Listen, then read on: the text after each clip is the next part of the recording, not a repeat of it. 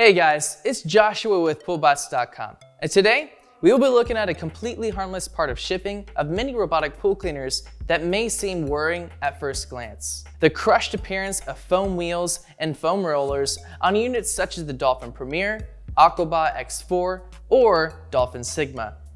Many users are worried that they have received a damaged unit when they pull it out of the box for the first time because the foam elements of the unit, whether they are wheels or brushed sponges, appear crushed during shipping. Luckily, appearances can be deceiving, and this is completely normal. These front foam wheels and rollers are actually a special material for climbing which absorbs water, similar to sponges, and they may crush down during shipping. All that's needed to fix this is a little pull time. After a few minutes in the pool water, the sponges will absorb water and return to their normal shape.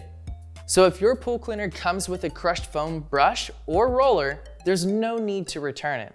Simply put it in the water for 15 minutes to an hour. That will fix your foam and get your robot ready for cleaning.